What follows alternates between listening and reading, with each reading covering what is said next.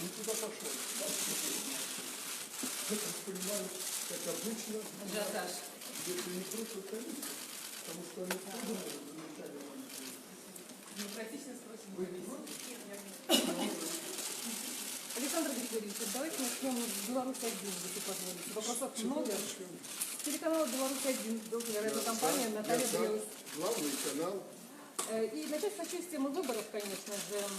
Мы видим, что в нынешней кампании очень высокий средний конкурс среди кандидатов, альтернативность есть и в вашем округе тоже. Я не спрашиваю, за кого вы голосовали, в пользу кого делали. Я полагаю, что вы спрашивать нечего. Если вы посмотрите на список, вы сразу поймете, за кого я голосовал. Если человека я когда-то назначил, а он за это время ничего плохого не сделал, только хорошее, ну, я, наверное, за него имею право сейчас проголосовать. Поэтому здесь ничего, наверное, секретного не будет. Вот чем вы руководствуетесь, когда делаете свой выбор? Чего ждете от депутатского корпуса? Ну и, возможно, по вашему мнению, с чего им нужно начать работу? Ой, слушайте, большая проблема, большая тема. Думаю, у нас разные взгляды на это дело. Но я ведь человек, по Конституции выведен над ветвями власти, несу ответственность за каждую ветвь власти. Будь то судебная, законодательная власть или исполнительная власть. Ну, извините, я это понимаю, это мои дети.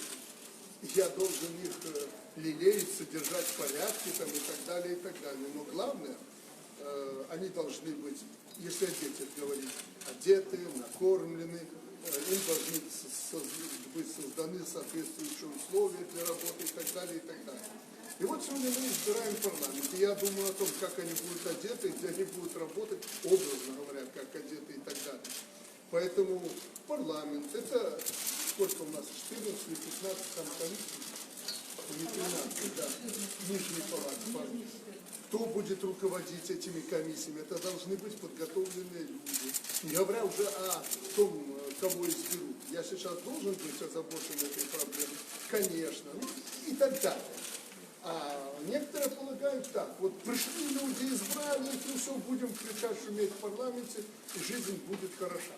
Поэтому для меня изначально это очень серьезный, практичный вопрос. Я никогда не скрывал, что мы будем поддерживать определенных людей, которые будут конструктивно работать в этом парламенте. И знаете, меня можно вот за это слово покритиковать, но имейте в виду, что в любой стране кто-то заботится и поддерживает того или иного депутата или группу депутатов. Мы в этом говорим откровенно, не играя в какую-то духовную демократию. Кто-то это скрывает, но потом же все это вылазит. Поэтому я искренне говорю, что я как глава государства по Конституции, ответственный за функционирование ветвей власти, забочусь о том, чтобы все они были в порядке, чтобы стране было лучше после этих выборов. В этом направлении я работаю. Вы спросили про задачи парламента или...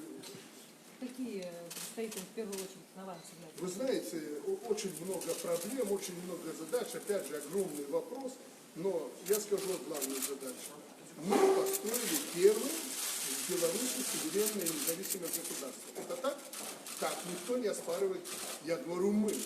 То есть и вы, и все мы. Кто-то строил, но немного было людей, которые тащили назад, и сейчас тащат, вы их тоже знаете, мешая развитию этого государства. Так вот, забота всех ветвей власти, всех властей в Беларуси, и исполнительных, и законодательных, и судебных, сохранить государство, сохранить суверенитет и независимость. И это надо, для парламента важно, это надо воплотить в закон. А закон – это правило жизни общества. Вот это главное. Все остальное каждый будет по-своему решать. Где-то дороги, где-то перекрестки, где-то шлагбаумы, светофоры, зарплаты и так далее. Каждый в стране занимается своим делом. Депутаты заниматься должны законотворчеством, заниматься кодификацией законов, чтобы они были проще, доступны, принимать новые законы, потому что жизнь идет, жизнь меняется, и надо не отстать от этой жизни, надо все законы. Вот это главная задача нашего парламента, разделение властей Это давно устоявшаяся практика в нашей стране. И в этом направлении надо идти. Телеканал Може ОНТ. питання Радіо Свобода. Скажіть, будь ласка, ви описали зміни в Конституцію. Коли люди доведутся, что это конкретно за зміни? Военный дисциплина.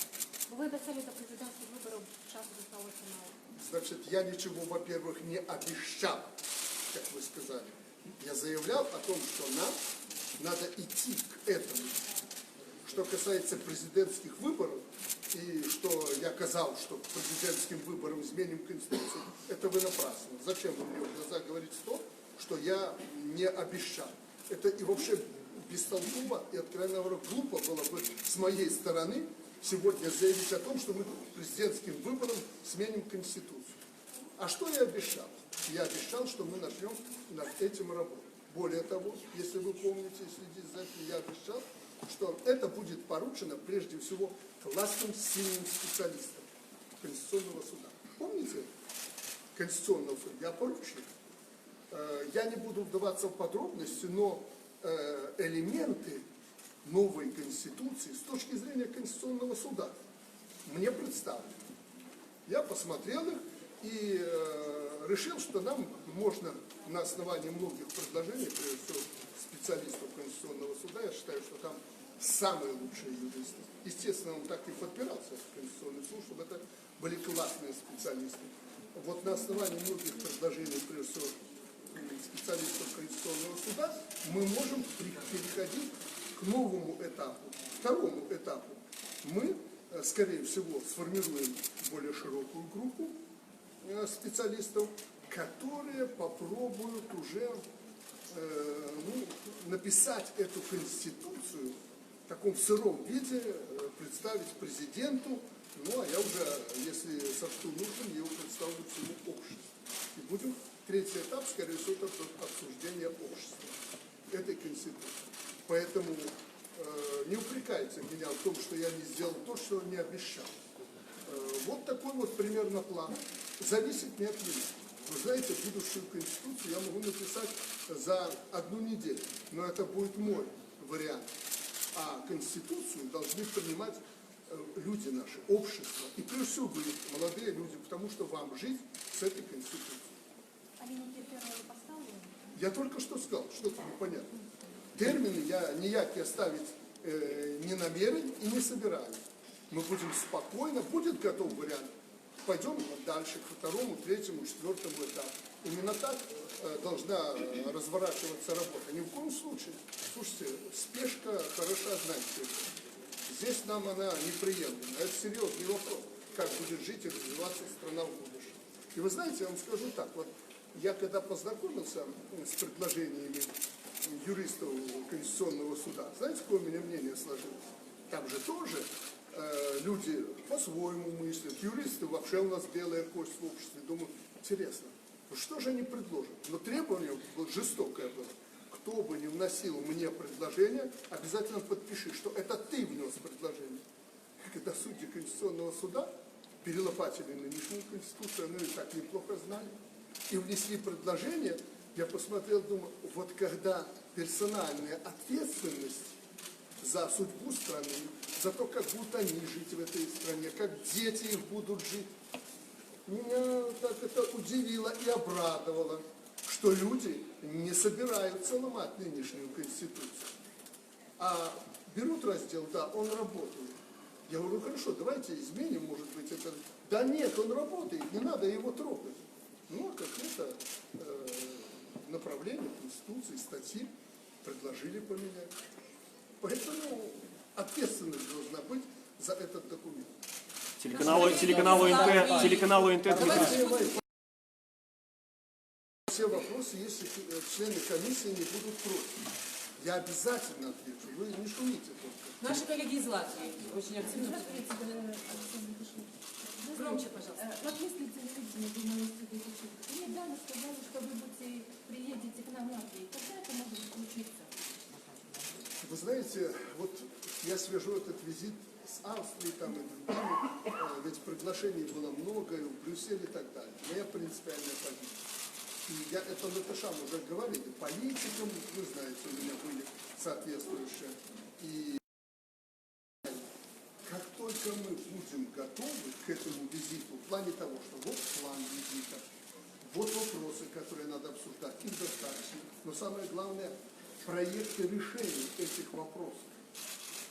Если наберется группа вопросов, они есть, и будут проекты решений этих вопросов, ну для того, чтобы мы могли на переговорах принять решение, я сразу же поеду в Латвию.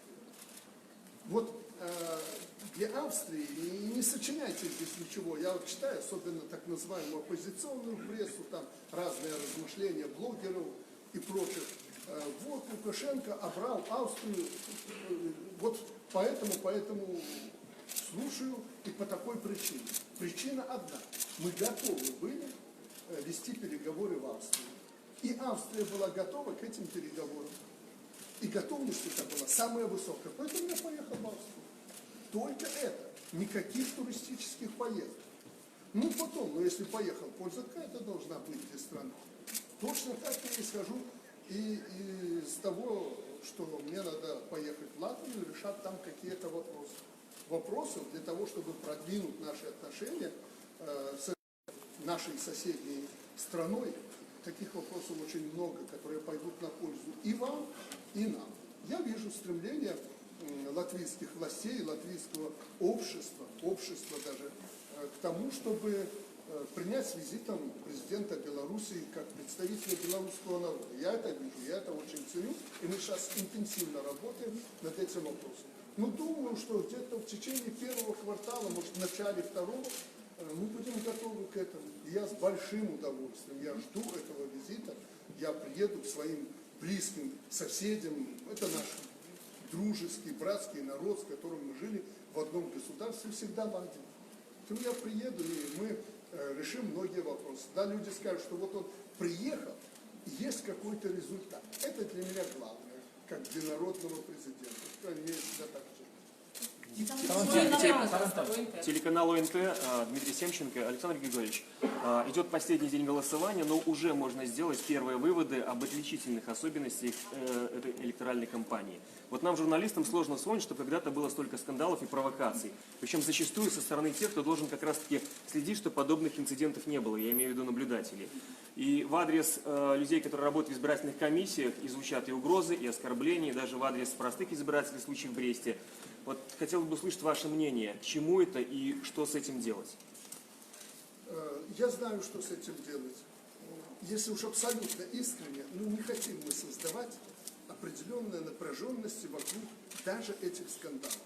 Вот я пришел и комиссии задаю вопросы и пошутил, что это сегодня бойцы видимого фронта.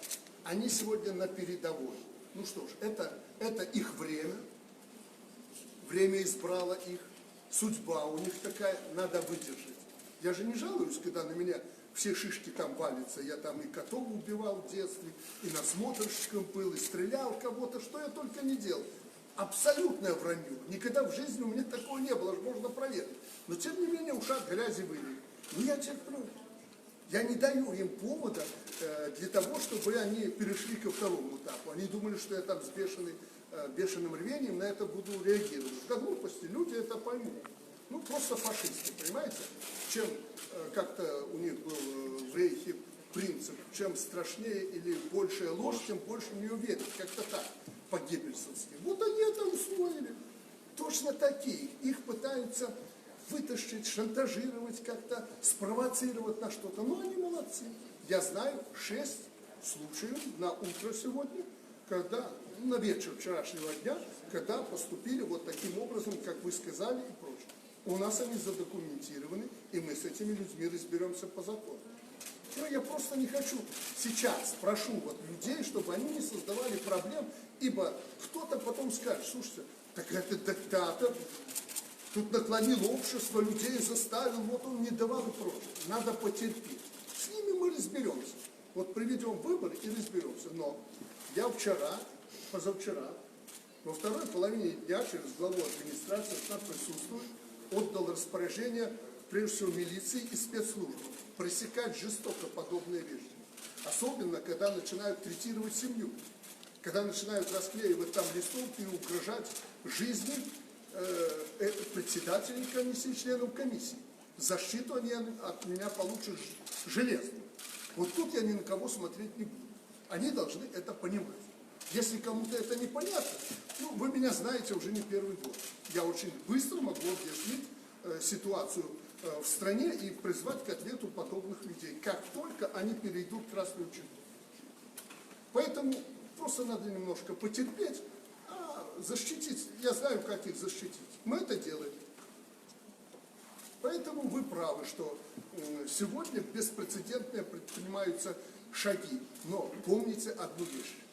Это репетиция главных выборов. Они щупают на площадях, где-то на избирательных, они давят на наших людей. А кто они? Учителя, врачи, инженера и прочие, которые сидят здесь за спиной. У них масса проблем. Они их начинают на зуб пробовать. Попробовали, видят, что не получится. Мы свою страну никому не отдадим. Это наша страна, и мы ее будем защищать, и наших людей, как положено по закону. Будучи в Австрии, когда мне задавали море вопросов, я им прямо в лицо ответил. Даже пресс-секретарь испугалась такой откровенности. Потом мне сказали, те, кто меня сопровождал, я им сказал прямо в глаза. Я не заигрывал ни с кем.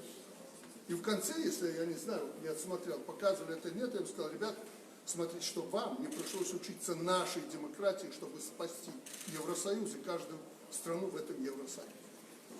Белопан, Еврорадио, пожалуйста. Добрий день, Олександр Григорович, Дмитрий Лукашук.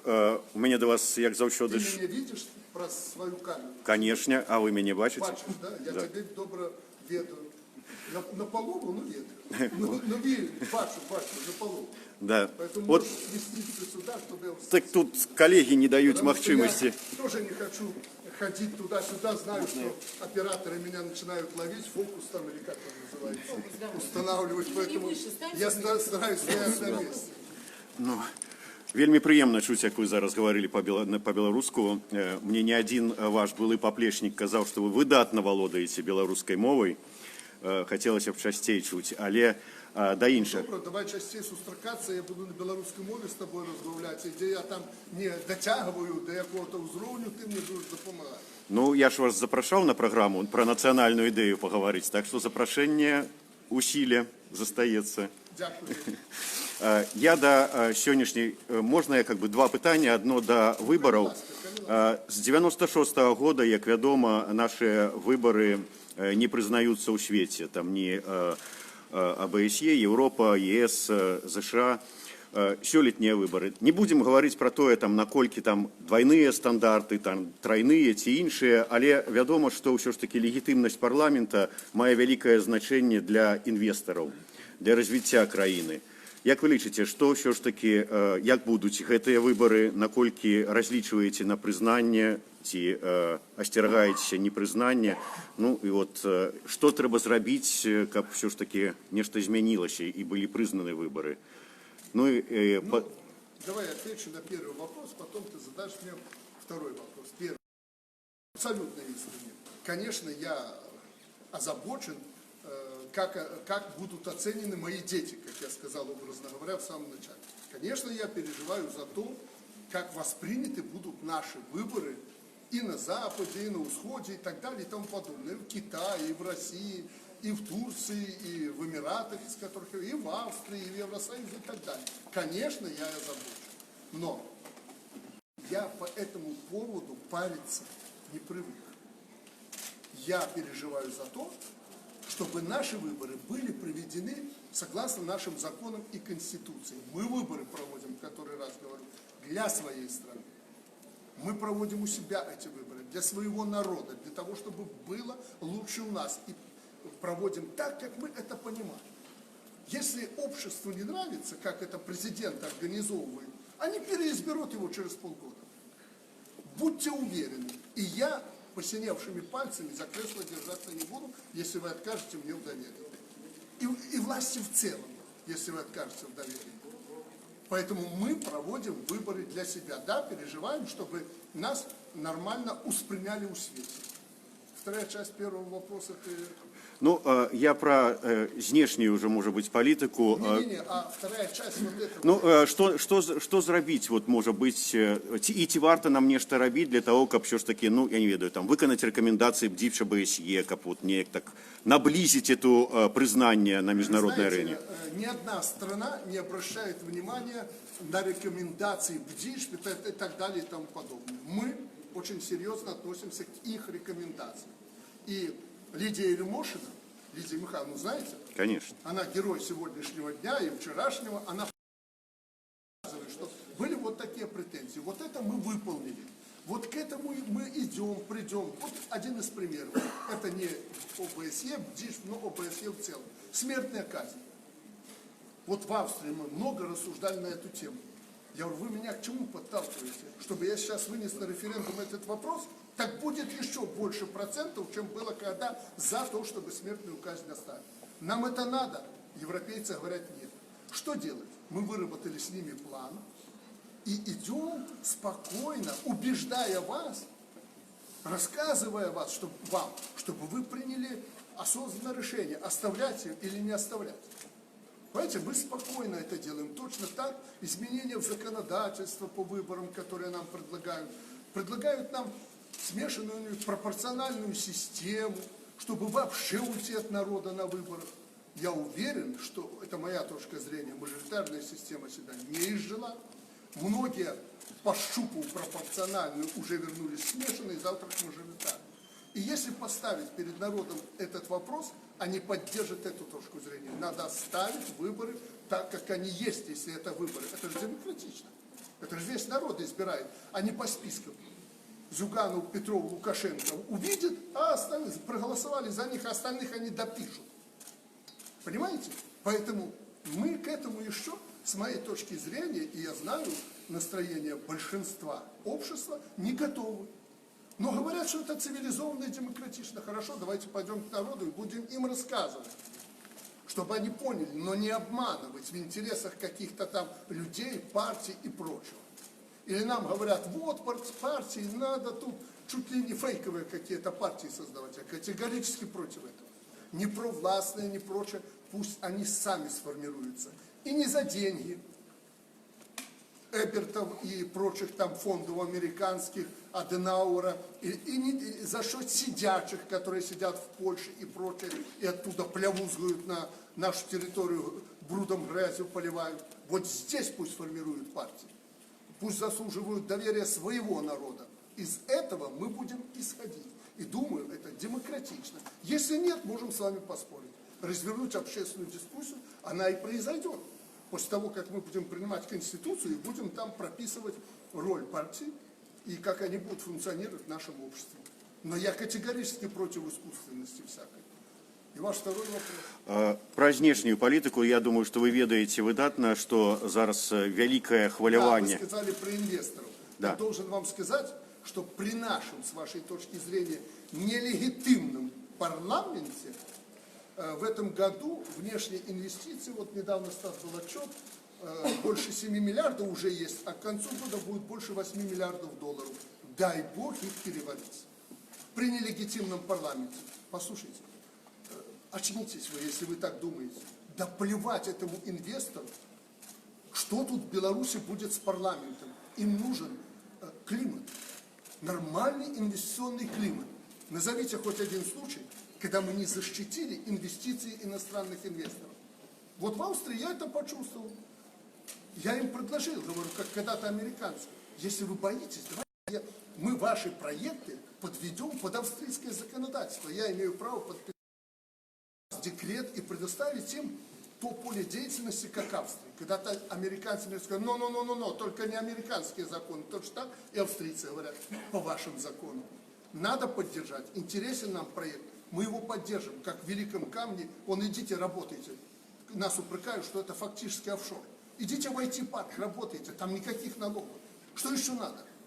Поэтому это важно для инвесторов, а не то, как тут Лукашенко с вами сформирует белорусский парламент. Скажите, вот па знешню шмат вельмі хваляванняў выклікае магчымае падпісанне 8 снежня дорожных карт, нейкіх пагадненняў аб паглыбленні інтэграцыі. Вы ведаеце, што там нават грамадская кампанія там свежы ветер, якая адлічвае ўжо дні, колькі нам засталося до того, як мы страцім сваю незалежнасць. Каб этой свежему ветру заплатили больше грошей, я надеюсь, что быстрее отличивали. Но... И, кстати, и с востока, и с запада хорошо платят, чтобы вы знали. Это не только запад проплачивает, там тоже на востоке уже у нас, мы имеем факты. Они хорошо проплачивают эти компании, не знаю только, зачем им надо. И чтобы вы дальше не продолжали, им отвечу. Ни один документ мною не будет утвержден и подписан, если он будет противоречить Конституции и фундаментальным принципам жизни нашего общества. А самый главный принцип – это суверенитет, независимость нашего государства. Поэтому не надо никакой конспирологии. Здесь это ведется все открыто. И вам, по-моему, уже последний раз премьер-министр сказал, это выработанная позиция. Если не будут решены наши принципиальные вопросы по поставкам углеводородов, по открытию рынков для наших товаров, как следует, снятию барьеров и прочее, никакие дорожные карты не могут быть подписаны. Надо подписывать все в целом. Из чего я исхожу? Не потому, что мы там хотим быть нахлебниками, я уже 1000 раз об этом говорил. Китай и Америка начали торговую войну с США. Почему? Почему? Потому что Трамп обнаружил, не знаю, так это или нет, что они от этой торговли теряют, и у них дефицит в торговом балансе на сотни миллиардов долларов. А вы знаете, какой дефицит торговли у нас с Россией? Под 9 миллиардов долларов ежегодно. То есть мы продаем туда меньше, чем они нам на 9 миллиардов долларов. Скажите, где мне взять эти 9 миллиардов, чтобы заплатить России за те товары, которые мы покупаем? Естественно, углеводороды, которых у нас нет. Где? Эти деньги надо заработать на российском рынке. А нам выстроили барьеры и не пускают нас туда по отдельным видам товаров. Это правильно? Нет. Ну, конечно, мы с Россией воевать не будем, как Америка с Китаем. Мы не начнем торговые войны, но это неправильно. И второе. Слушайте, когда ты вступаешь в какое-то объединение, ты на что рассчитываешь? Ты рассчитываешь, что с каждым месяцем, пусть не днем, с каждым месяцем, с каждым годом будет лучше, но не хуже, чем до этого. Что происходит у нас? Нам каждый год подсовывают новые условия. И в результате мы постоянно в экономике теряем и теряем. Извините, нахрена нужен кому такой союз? Я уже вам говорю по-деревенски, по-крестьянски, по-мужицки. Кому нужен такой союз? Вот наша позиция. Об этом знает президент России. Мы с ним друзья, я ему открыто могу это сказать, да еще похлеще. Он мне может сказать. Ответьте на этот вопрос. Где взять 9 миллиардов долларов, чтобы покрыть дефицит? А мы же с профицитом во внешней торговле работаем. То есть мы эти 9 миллиардов покрыли за счет работы на других рынках. А если бы с Россией было нормально, хотя бы небольшой там минус, так мы на других рынках бы имели плюсы, мы богаче бы были. Что же это за союз, когда мы каждый год теряем, и условия ухудшаются? Это ненормально. Поэтому, если говорить об экономике, мы ни на что не претендуем и ничего не просим. Мы требуем, как когда-то мы договаривались, равных условий для субъектов хозяйства, равных условий для журналистов, пианистов, художников, просто людей. Мы хотим равных условий. Вот это будет союз. И тогда вы никогда камень не бросите в сторону России. Да и мы всегда будем приветствовать такой союз. Может, до объединения государств дойдем. Но не так же, когда все идет на раздрай. Вот чтобы вы понимали, в чем вопрос. Поэтому вы не переживайте. Как я говорю, не парьтесь в этом направлении. Я не меньше патриот, чем вы. Сподіваюся. Александр Григорьевич, здравствуйте. Олеся Лучнинова. Разрешите Читаю прежде тебя всего. постоянно. Спасибо. Разрешите поздравить вас прежде всего с праздником и с Днем выборов. Хоть один человек, спасибо. Вот. Ну как вот с такими российскими коллегами, гражданами Беларуси не дружить и не радоваться их присутствию? Да, но я все-таки Ну вернусь. давайте теперь гадкий свой вопрос. Да. Вы недавно сказали, что вы поручите правительству подсчитать все-таки затраты Беларуси на содержание совместного. Насколько велик счет, если у вас уже цифра, и то есть как бы насколько соизмеримы, то есть как бы взаимозачетность? Да, мы когда-то считали, я не стану вам эти называть цифры, чтобы потом меня там в России, ну не вы, так кто-то другой, они всегда, знаете, выбирают какое-то слово и начинают бомбить так, как им хочется. Хотя я не имел в виду даже этого. Когда я заслушивал отчет пограничного ведомства, и по границе определялись как бы... В центре внимания был договор. Я наоборот предложил, давайте усилим этот договор, чтобы показать, что мы действительно строим какое-то союзное государство, что это серьезный проект. Нет, сказали, что Лукашенко хочет больших денег за границу.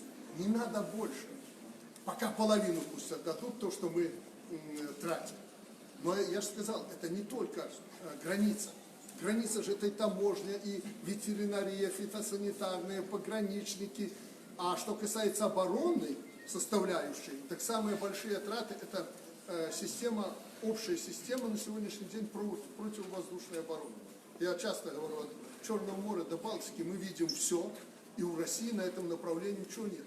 Чтобы воссоздать это, к примеру, если они захотят это создать под Смоленском от Черного моря до Балтики, представьте, сколько это надо денег, чтобы каждый день видеть, слышать, что происходит не в Беларуси даже, а через Беларусь там, в странах НАТО. Представьте, какие это затраты. Когда-то они меня просили, чтобы система ПВО белорусская работала на России, была совместной. Я на это пошел. Мы у них денег не просили. Ну, слушайте, когда они начали считать деньги, и нам выставлять счета там на природный газ, на прочее сырье и налоговый маневр провели, и говорят, что мы нахлебники. Ну, хорошо, хорошо, давайте будем считать, платить друг другу. Если они хотят, я считаю, это не наш путь. Мы родные, мы близкие, белорусы и россияне, нам нечего делить. Мы хорошо относимся к россиянам. Ни один, не то что русский человек, ни один россиянин не скажет, что его обидели в Беларуси. Да и белорусы не жалуются на россиян. Общество нормально воспринимают наше, их общество нас. Зачем мы это творим? Не мы в этом инициаторе.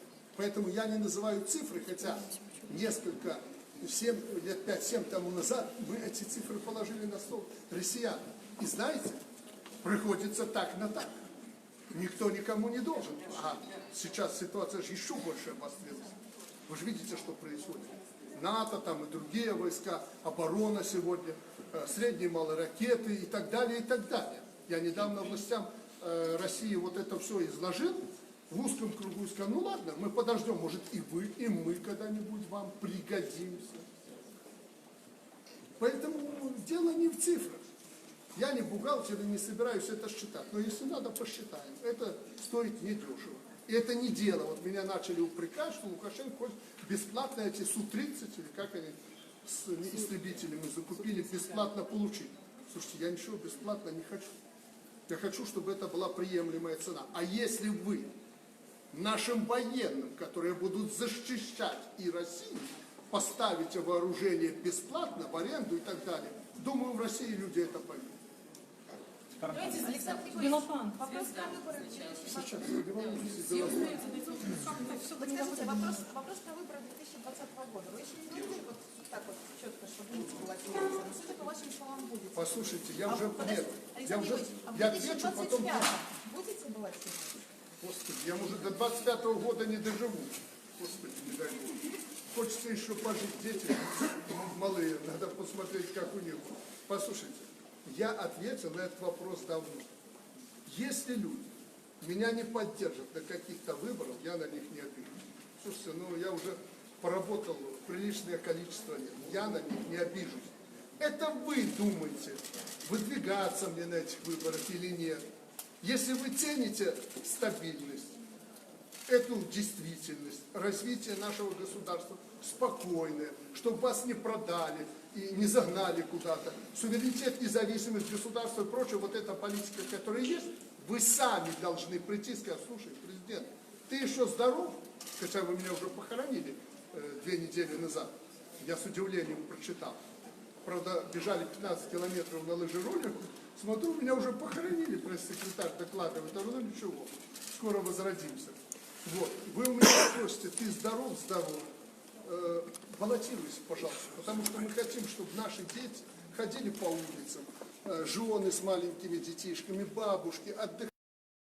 Мы не богаты не потому, что Лукашенко плохой, потому что мы еще плохо иногда работаем, и у нас нет того, что есть в России и других странах. Понимаете, мы свое богатство с мозоля, как у нас в народе говорят, сами своими руками создаем. Так вот, понимая это, вы должны меня просить. Если вы не попросите, я никогда не буду снимать свою кандидатуру, чтобы вы потом меня не упрекнули, что я избежал. Понимаете, я же уже об этом говорил. Поэтому я свою кандидатуру предложу на этих выборах. Ну, если я буду чувствовать, что вы категорически против, конечно, я буду переживать, но тем не менее вы должны мою кандидатуру отвергнуть на выборах. И я пообещаю, что синими пальцами за кресло держаться не буду. Поверьте, это не совсем мягкое кресло.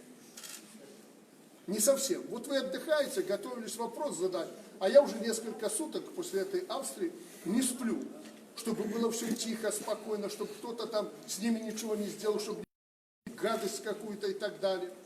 Да для меня переживание. Казалось бы, ну что там, успокойся, живи дальше, есть кому выборы проводить. Ничего подобного.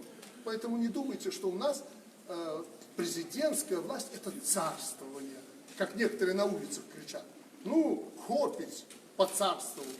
Вот они, видимо, так и понимают эту должность. Ну, кто-то попробует после меня, а вы уже точно увидите, как будет работать новый президент. Звезда. Ну, подожди, ну, Белопан уже… Белопан дождется своей очереди, Да? Александр. Пожалуйста, Белопан.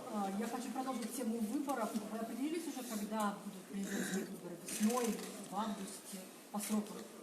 Крайний срок, конец августа. Конец августа, крайний срок. В эти Это сроки… уже плохо проводишь кампанию, все в отпусках. Так что, зимой проведем? Подождите, давайте отшухаемся от этих выборов.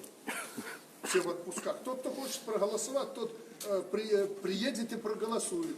Или отпуск позже проведет. Я думаю, ну мне кажется, летом эти выборы пройдут. И тут никуда не денешься. Зимой, ну глупо будет, если мы после этих выборов сразу назначим очередные выборы. И оппозиция нас начнет долбать. Обычно же после выборов идет спад.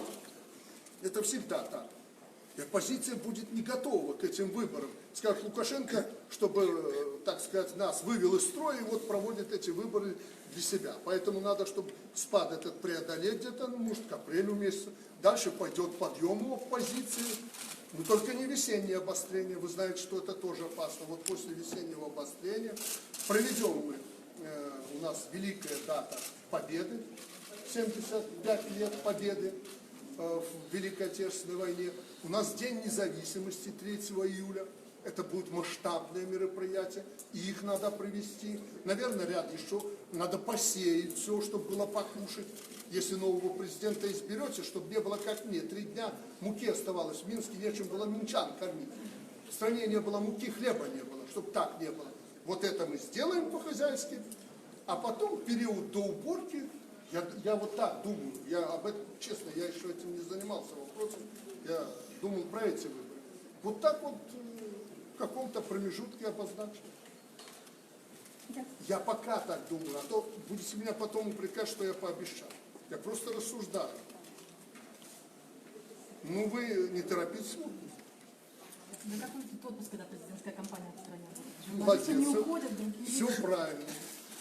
Спросишь, Наталья Ивановна, у нее, когда она считает нужным провести выборы с учетом моего мнения. Пожалуйста, звезда, так сказать. Дякую. Олександр Григорьевич, давайте до приємного. А я думал, звезда там задала вже вопрос. Сьогодні в Україні двоє свята, і вибори, і ще День працівників сільської господарки.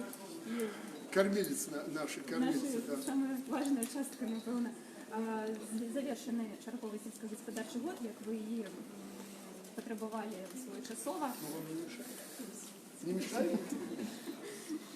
Ви задоволені працею наших аграріїв, як оцінюєте виніки цього року, і які бачите резерви на будущее для роста этой війни? Зрозумело. Значит, должен вам сказать, что год был хороший.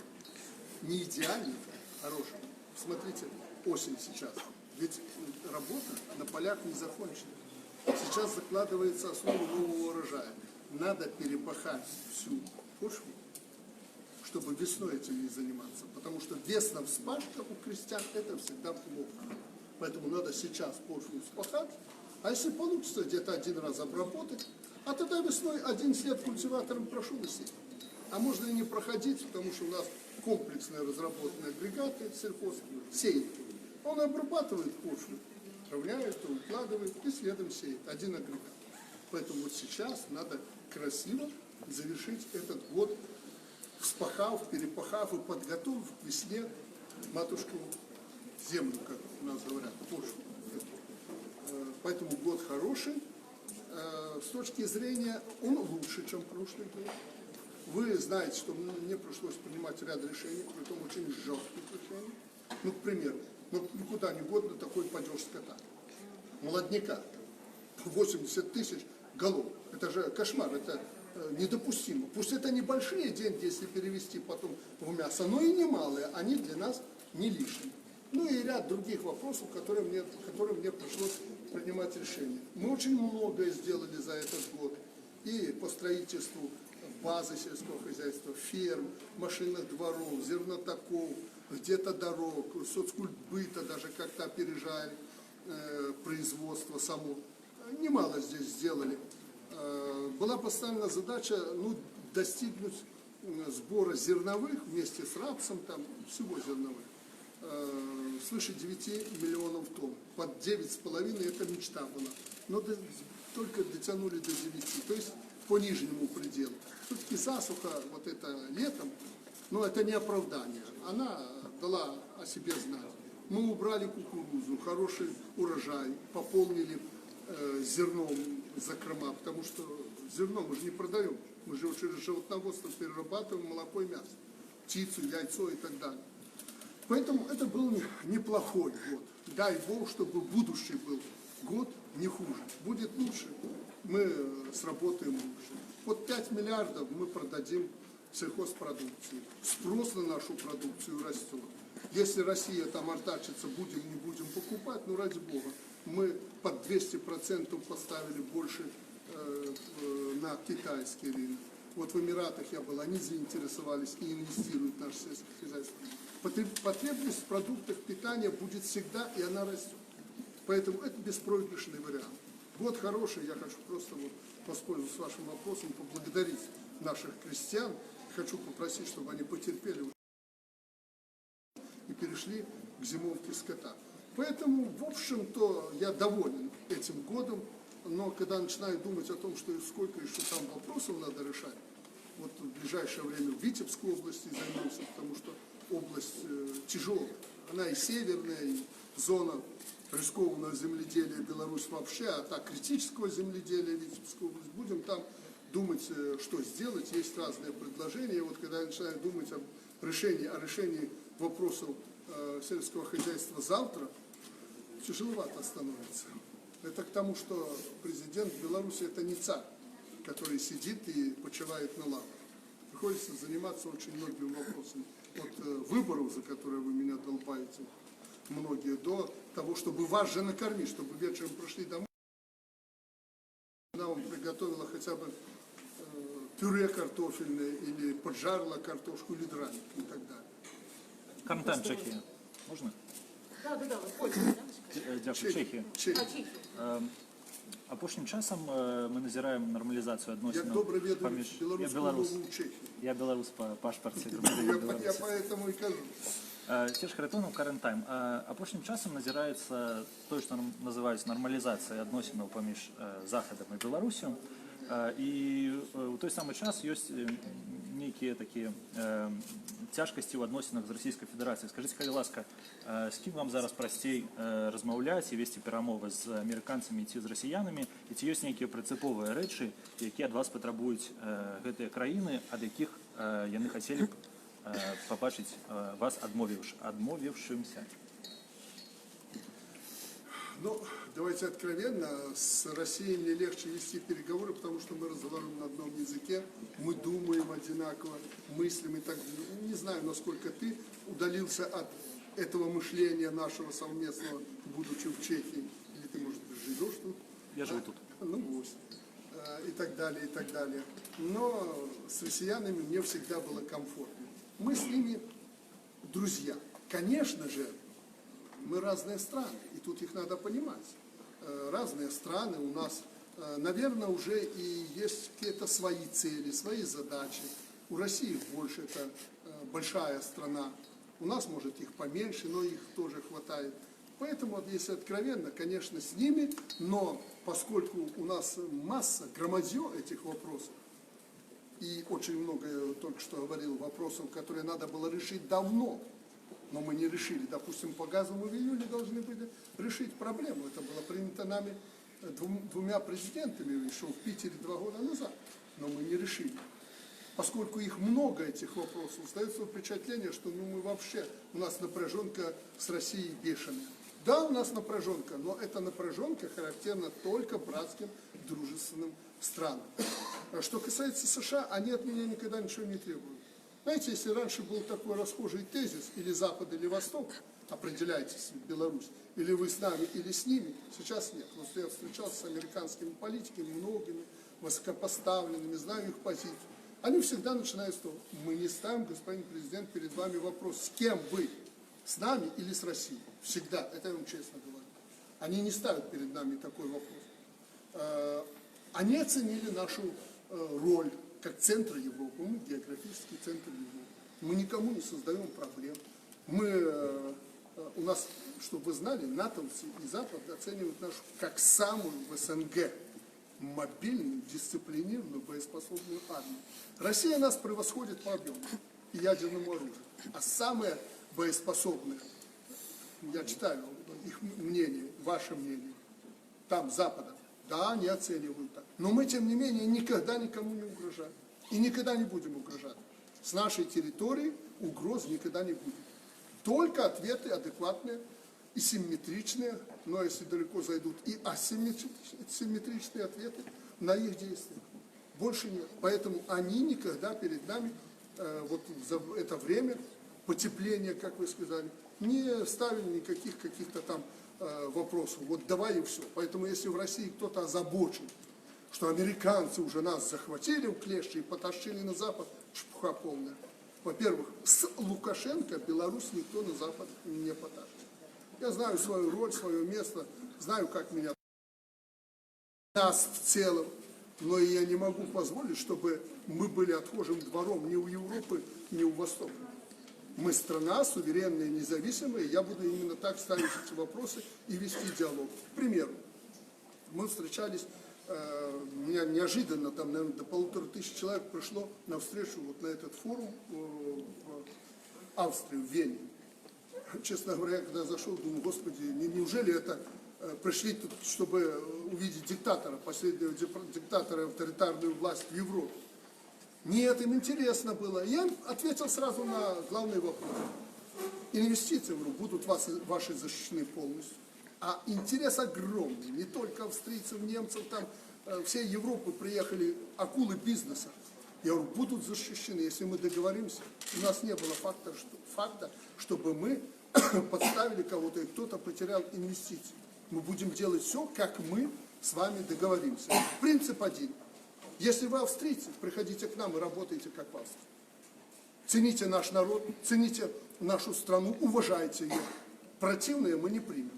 Я не могу, чтобы она шла и обижалась на меня, что я привез какого-то иностранца, а он издевается там, ну если не издевается, просто, знаете, плюет через губу в ее сторону. Я это никогда не допущу. Я слишком самолюбив в этом плане человек и знаю, что ценность, свобода нашего прежде человека, где я президент, должна быть обеспечена сполна.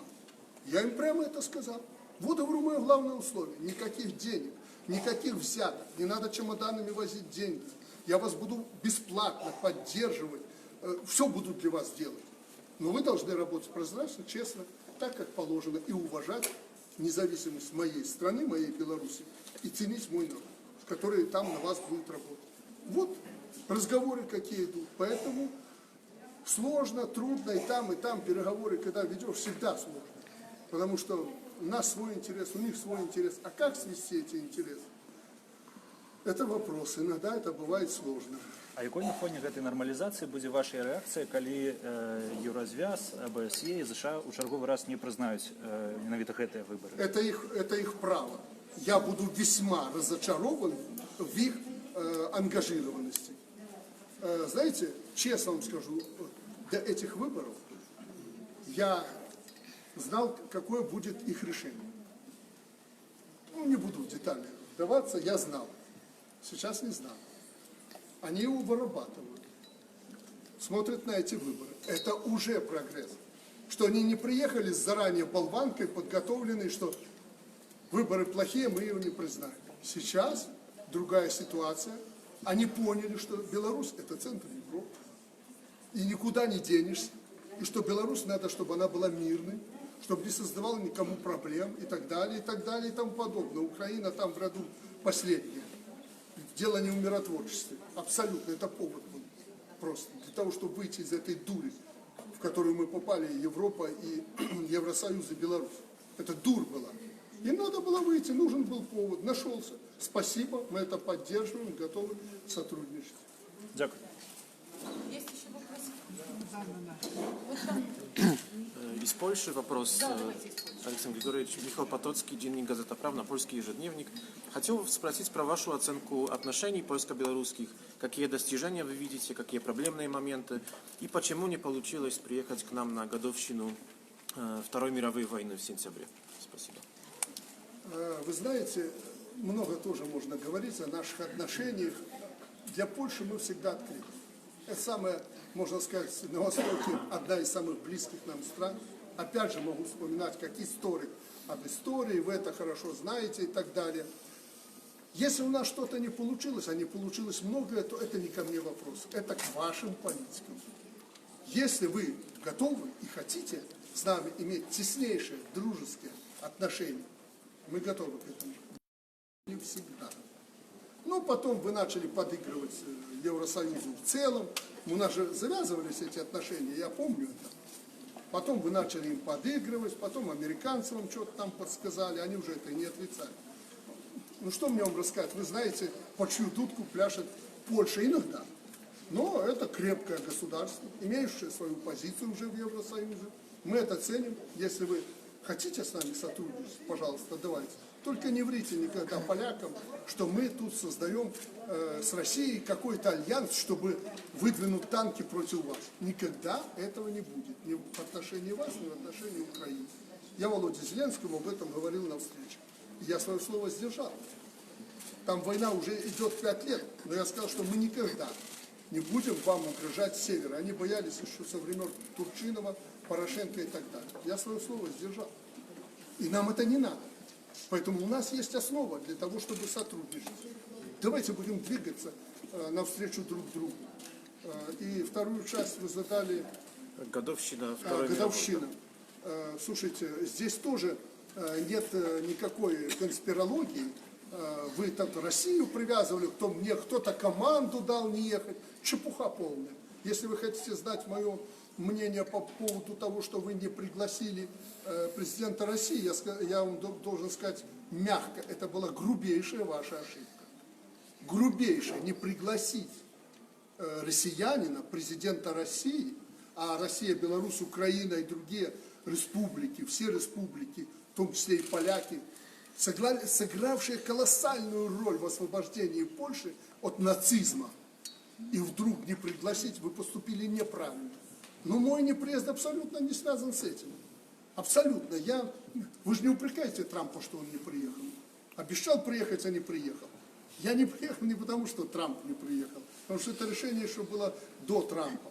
Я, честно говоря, считаю, что вот собираться по этому поводу главам государств, сделать какой-то вид, политические очки на этом наживать нельзя. Святое. Я недолюбливаю такие мероприятия. Но не участвовать мы не могли. Мы участвовали, достойно участвовали. Мы едины нашей единой победе, в которой поляки положили немало тысяч людей.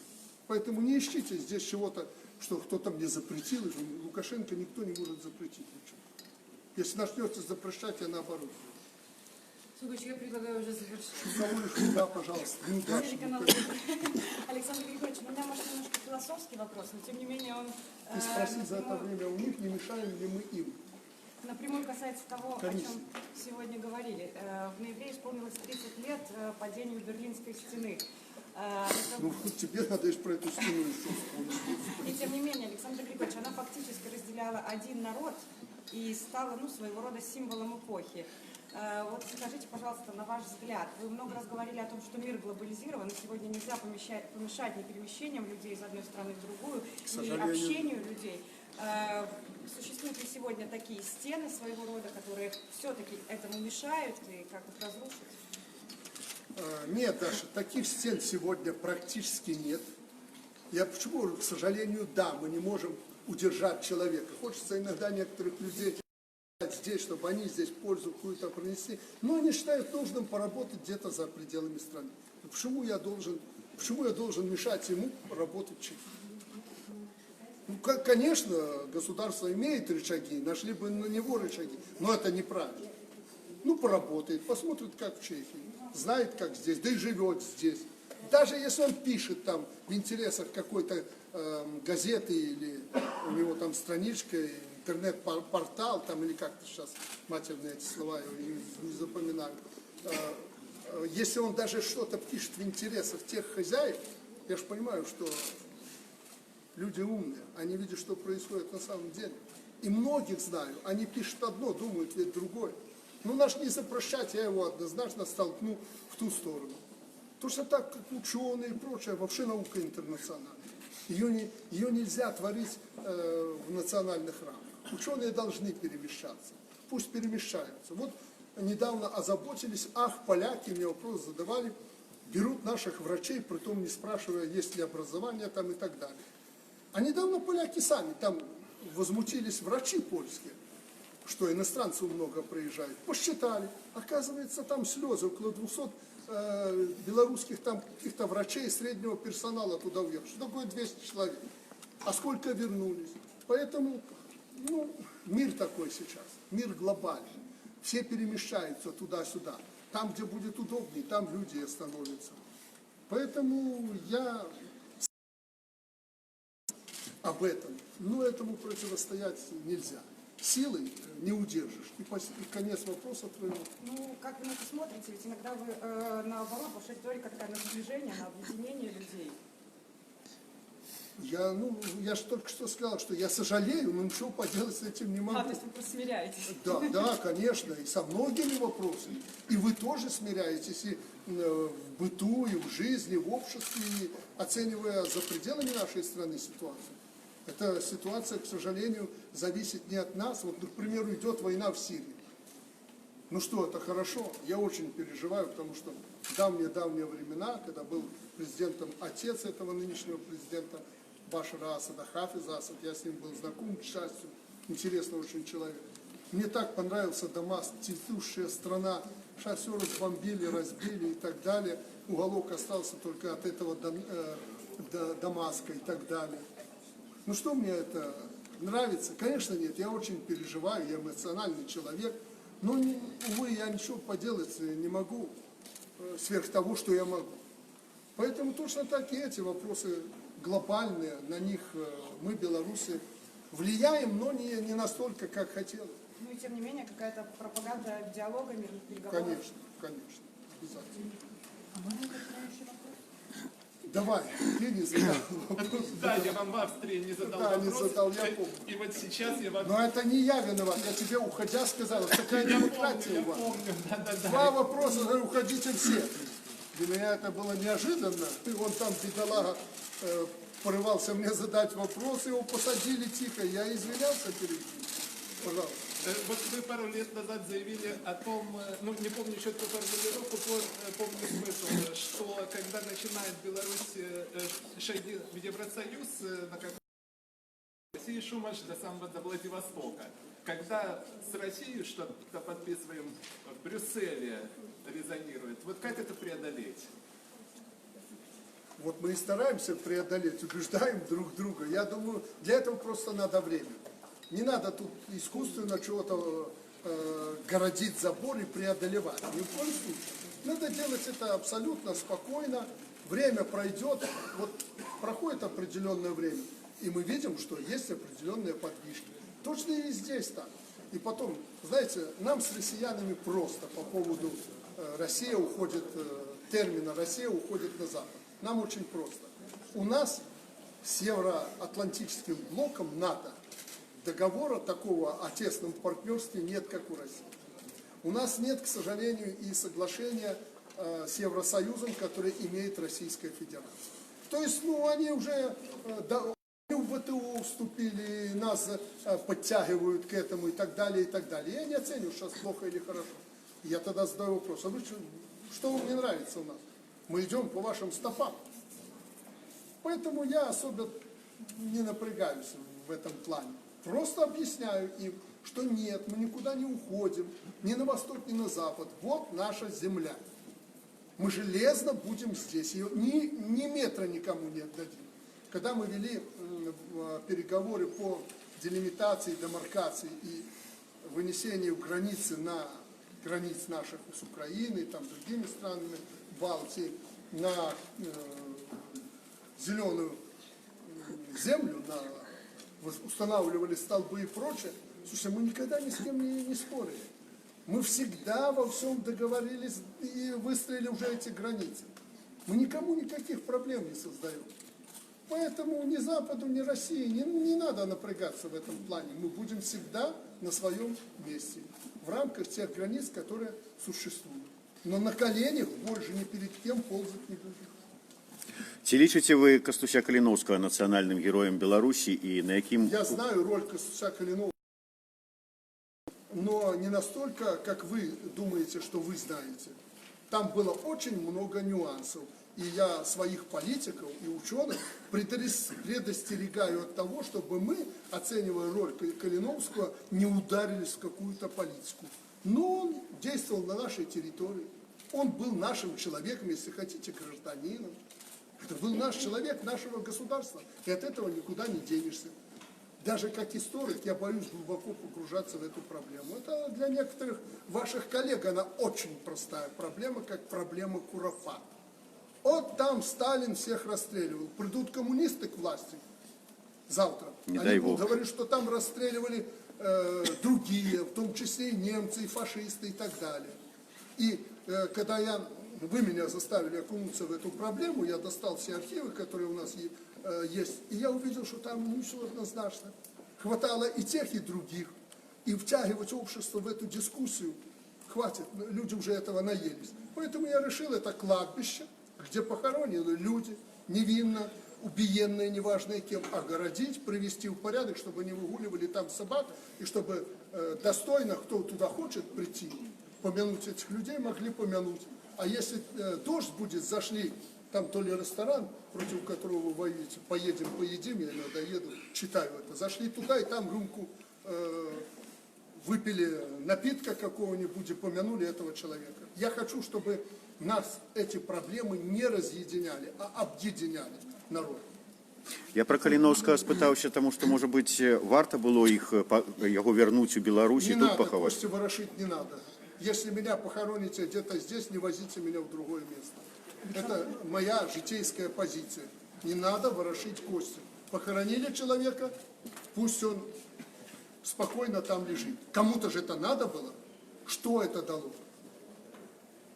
Александр Григорьевич, в самом начале нашего общения, когда вы отвечали на вопрос о выборах и затронули этот скандальный случай на избирательных участках, вы сказали, что дали распоряжение милиции и спецслужбам жестко разобраться. Я дал, послушайте меня, не выдумывайте.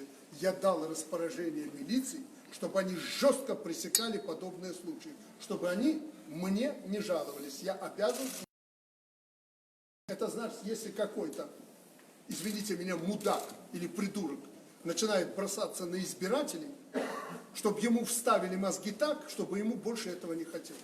Вы понимаете, о чем я говорю? Вы знаете, как это умеют милиционеры делать. Просто не надо уж, ну как вам сказать, я тут сам виноват, что я их сдерживал, давайте так, давайте по-человечески, давайте спокойно. Но некоторые не понимают это. Вот 6 таких случаев уже на вечер вчера было. Ну, мелочь 6. Но я не хочу, чтобы даже человек один из комиссии, вот они, пострадали. В чем они виноваты? Вот они сидят, они работают, их попросили, они же за это денег даже не получают. А вы начинаете их третировать. Вот представьте, вы в комиссии председатель, и возле подъезда вашего в домах расклеили разные фотографии, притом, знаете, как можно сегодня сделать фотографии, фотошоп это и так далее, можно в интернете так исказить твое лицо и такую гадость написать. А человек живет в обществе. Мне проще. На меня там грязюку льют, я куда-то уехал в лес, сижу там за забором, никого не... Она же каждый день, притом женщина ходит по улицам, и некоторые там, прочитав это, начинают то ли у нее спрашивать, кто-то пальцем начинает тыкать. У нее дети, у нее семья, муж и так далее. Каково ей? И почему она должна, делая доброе, делая для государства, это терпеть? И она думает, слушайте, ну есть кто меня должен защитить? Есть этот человек? Есть. Президент, и у него есть на это полномочия. Отвернем голову и поворачиваем руки, кто будет себя подобным образом вести. Я вам ответил на ваш вопрос? Вот чтобы вы знали мою позицию. Пожалуйста, еще, пожалуйста. Газета «Наша Ніва», Артем Правоцевич. Григорович, скажіть, будь ласка, як ви лічите, ці буде з тягом часу павялічвацца роля беларускай мовы у грамадстве? Буде, обязательно буде, обовязково буде, и она уже увеличивается. Но вопрос языка у нас решен раз и навсегда. Процитировал себя из последнего послания парламенту и народу. Пожалуйста, еще. Ну, слава Богу. Всех удовлетворил, всем ответил. А ці ведаеце вы уже это 110 імёнаў, якія будуць дэпутатамі? Апозіцыі загадзя вообще складаюцца. Вы их складаете, ці хто? Вы знаете,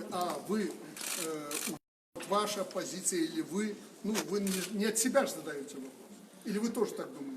Не, так нам приходят на эфир, и так постоянно стверждают представники оппозиции. Вы задайте вопрос, положите на стол списки, которые у вас есть, подписанные президентом или утвержденные президентом и так далее. Слушайте, я уже вам сказал больше, чем мог сказать любой президент в любой стране. Да, власть будет поддерживать депутатов. Ну, приведу один пример, если уж вы так настаиваете. Ну, просто на слуху этот человек. Геннадий Давыдович. Знаете? Был у меня в эфире недавно. Да. Я лично его поддерживаю. Почему? Человек пришел даже с оппозиции. Ну, белорусскомовный, добрый, вельми свядомый человек, таленовитый человек. Чему мы его подтримливаем? Когда я задаю вопрос в администрации президента, потому что она будет мне предложение вносить, а мы будем с депутатами, и там же ни руководства, никого не будет. Вот пришли депутаты в парламент, их же надо организовать работу, и мне придется организовывать. 14 комиссий. И я думаю, вот если бы Давыдька люди поддержали, это я прошу в эфир не давать до конца вот сегодняшнего дня, очень вас прошу, это будет ненормально. Он бы мог комиссию по срокам информации. Что в этом плохого? Вы хотите на белорусской мове з ним розмовляти, он будет на белорусской мове размовлять. Вельми цудовно, кто-то меня тут упрекал по поводу белорусской мовы. Даша придет на русской мове с ним поговорить, он поговорит. Я белорусская, до речі, Володя. Я веду. Ну, если ты захочешь, или спутник. Правда, и спутник тоже. Ну, все ведут на белорусскую мову. И что еще потребно? Ну, к примеру, он такой, ну, вроде мягкий человек относительно, да? Это мое мнение сейчас. Вот я думаю, что, ну, почему его не поддержать? Но я же не говорю там кому-то, слушайте, вы идите и за него голосуйте и делайте все, чтобы он победил. Я знаю, что он и так выиграет выборы. Почему не поддержать такого человека? И людей, которых бы я хотел видеть, или как власть поддерживает, мы же их, ну, не берем там того, кого вы не поддержите. Наоборот, я говорю, если мы будем поддерживать человека, так чтобы оппозиция к нему не имела существенных претензий, чтобы пальцем не показали. Я уже вам сказал больше, чем должен был говорить. А что у меня на столе уже лежат 110 депутатов, которых оберут, ну, слушайте, ну, это смех. У нас в прошлом парламенте несколько было открытых, явных оппозиционеров. И несколько, я знаю этих людей, сейчас они уже видны, которые думали иначе, чем я. Они не были в оппозиции, но они думали по-другому. Вы что хотите сказать, что они были в списке 110? В этот парламент, который действует? Нет. Поэтому да, мы поддерживаем некоторых людей, и на местах люди выдвигают и поддерживают, трудовые коллективы в этом участвуют, а у них сила немалая. Но это не значит, что мы будем навязывать вам эти кандидатуры. Ну, чтобы вы мне абсолютно поверили. Ну, послушайте. Парламент у нас, в нашей стране, в нашей системе власти не является Верховным Советом.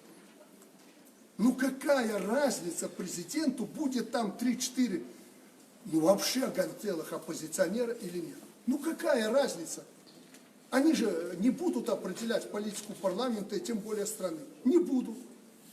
Конечно, мне не хотелось бы, чтобы там разная шум, гадость была. Ну, Конопатская, оппозиционер. Я прихожу, она меня там долбила этими вопросами, меня, президента. Тут скажу, Татьяна или как ее зовут? Аня. Я говорю, слушай, Аня, ну мне приятно отвечать на твои вопросы. Ты задаешь нестандартные вопросы, которые не задают другие. Ну и что тут плохого? Поэтому выкиньте вы с головы, что вот уже 110 и так далее, может их и 150, которых власть поддерживает. А вдруг этого не сберут, а этого потом изберут. Ну не такие же наивные уже во власти люди. Ну что вы на самом деле? Да будем мы избирать парламент такой, который будет работать в ваших интересах, если вы хотите сохранить главное – суверенитет, независимость нашей страны. Если, проще вам скажу, если вы хотите, чтобы этот клочок земли в 210-208 тысяч квадратных километров, это немало, оставался всегда наш, для ваших детей и для тебя. Я раньше туда, Господь меня призовет, ты еще будешь жить. Я не хочу, чтобы на этой земле мои и твои дети ходили как чужие, как это было всегда в нашей истории. Ну, наверное, мы в этом же с тобой схожи. У нас нет разногласий. Но по другим вопросам бывает по-разному. Вот вы хотите, ваш там идеологический, экономический рупор кричит, треба структурные реформы. А у него спросите, что такое структурная реформа? Почему он это вуалирует? Ну, скажи откровенно, землю немедленно пустить на рынок, продать что? Вот видите, в Украине какие движения пошли?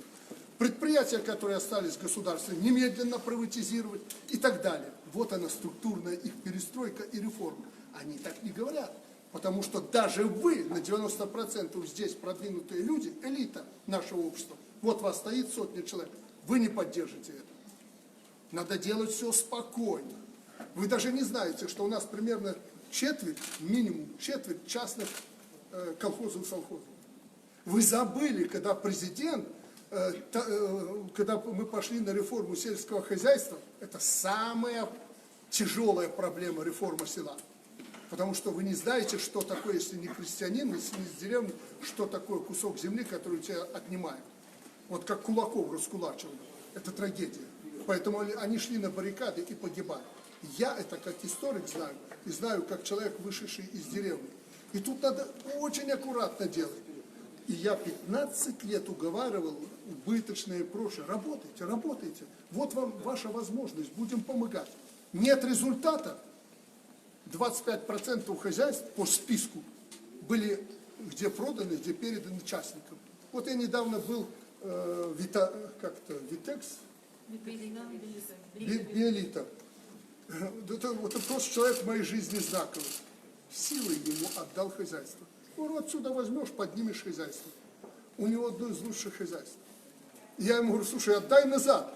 Он бедный так расстроился, неужели вы серьезно? Я говорю, да нет, Господь с тобой. Вот и все, надо делать спокойно, чтобы не напрягать общество и чтобы не злить людей, чтобы они тебя не отвергли. Вот в чем проблема. Далеко мы ушли от 110 ваших списков, но у наших списков их гораздо больше. На всякий случай. Пожалуйста, еще. Нет? Спасибо. Успехов вам, добра и серьезного отношения к проблемам, которыми вы занимаетесь. Сейчас наступило время такое, что от вашего слова зависит очень многое. Не только от моего, но и от вас. Книжку почитали Магды? Просмотрел и отдал даже для анализа. Но критикуют. Всего доброго. До свидания.